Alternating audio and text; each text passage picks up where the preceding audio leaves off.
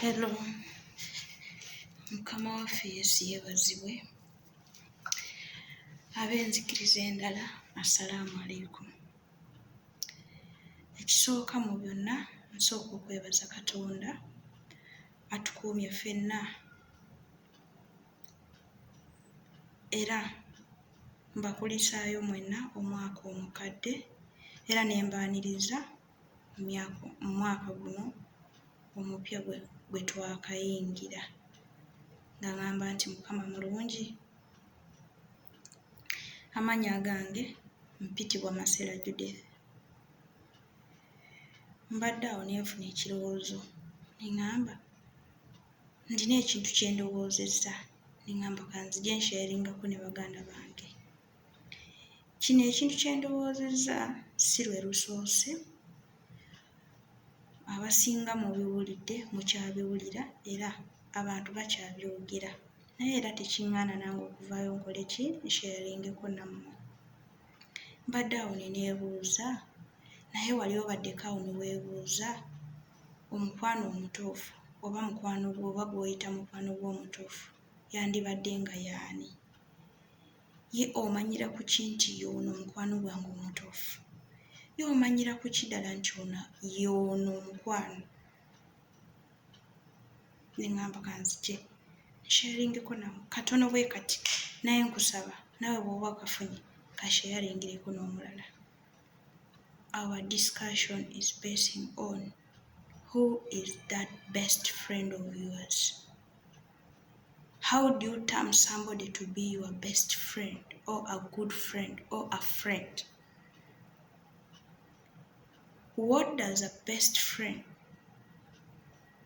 or what qualities make somebody to be a friend? According to me, I think a good friend or a friend is that person who rectifies you when you're in wrong. That friend, he or she can't see you when you're going astray, when you're going wrong, and she feels comfortable with that. No.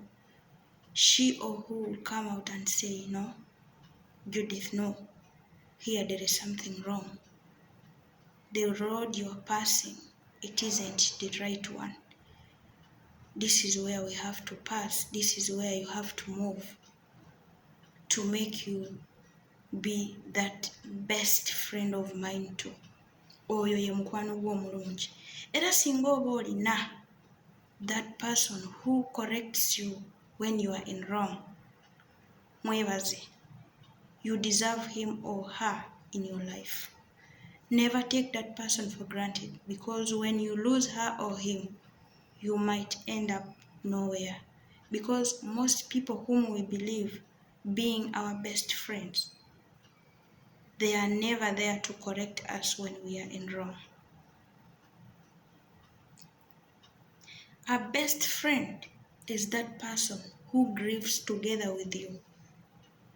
You are in problems, you don't have food, she is there to stand by your side.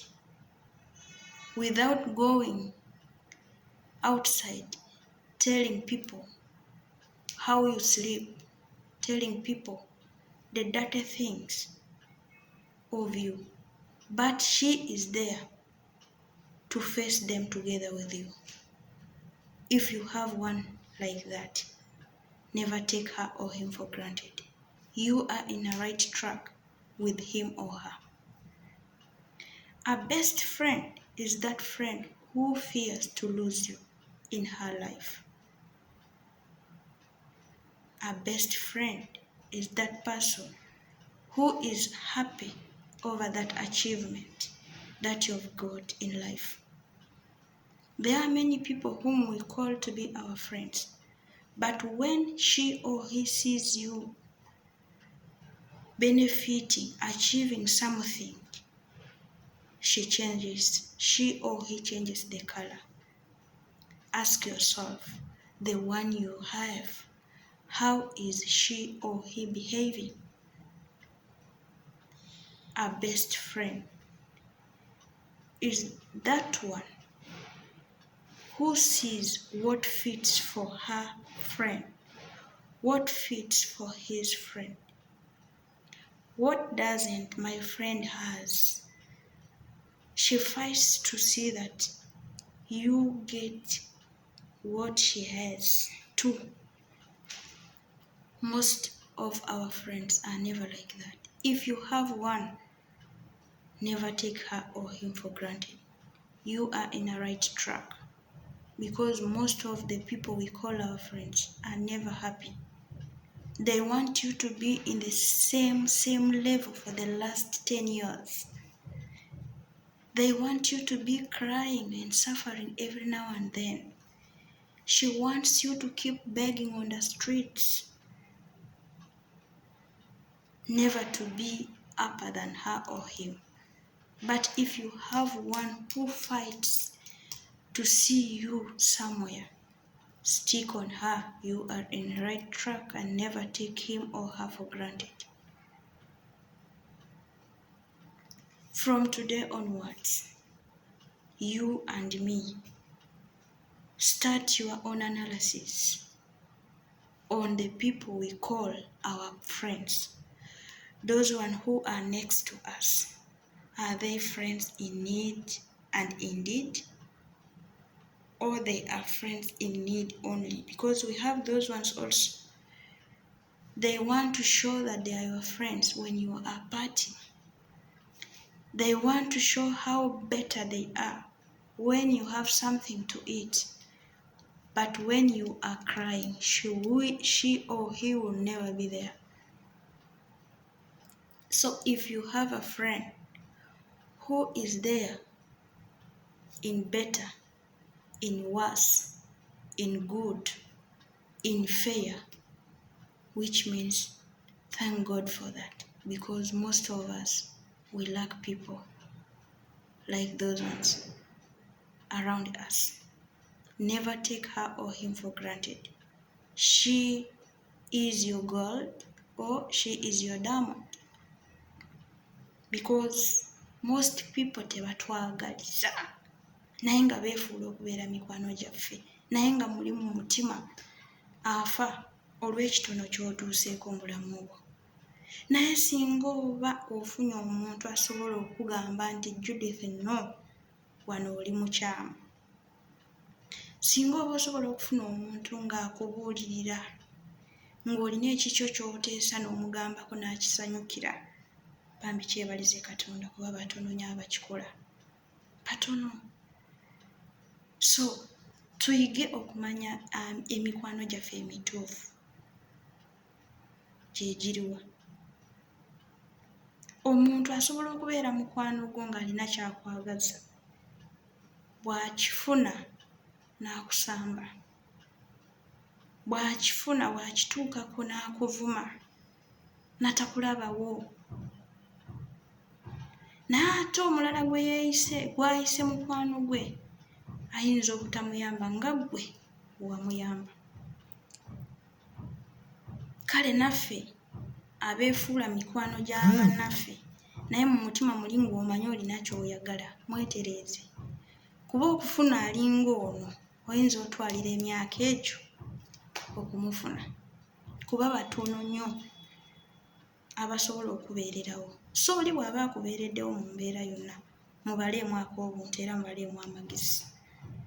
Abeera mwana wa mukazi oba mwana wa musajja, kuba omuntu muzibu, naye era n'abalungi gye bali. Kale baganda bange, tandika okutunuulira ku layini y'abantu b'olina, ani mukwano gw'omutuufu. Ye omulabira ku ki? Yali akusanyukiddeko ng'olina kiwafuna mu bulamu bwo, akwagaliza ebirungi, oba y'ono akulinda alinzi ng'okaaba amaziga n'alyoka agenda n'abiraalaasa, oba y'ono asanyukira nga gwe tolina kyakulya ewuwo, oba y'ono asanyukira okulaba nga tolina mulimu. Kati ke kaseera buli omu yeekyekibi. Ani mukwano gw'omutuufu? Kiki kye yali akukoledde mu bulamu? ye bw'owaana okubeera mikwano gye emituufu gikubeereddewo ku kinaki? Gikugasiza ki mu bulamu? Omufunyeemu ki ekyamakulu? Yali akwagalizaako ebirungi oba yaayagala ggwe ofuuke amadaala ge? Kubanga bangi bwe batyo beefuula mikwano gyaffe naye nga ye takwagalangako. Kale mbasaba buli omu bw'oba olina mukwano gwo nga yali akukoledde ebirungi bambi mwagale, kubanga okufuna omuntu ng'oyo tebasangika naye nga gye bali batono nnyo era ekyo kiba kisa kya Mukama. Mbaagala nnyo, Mukama abampeera omukisa.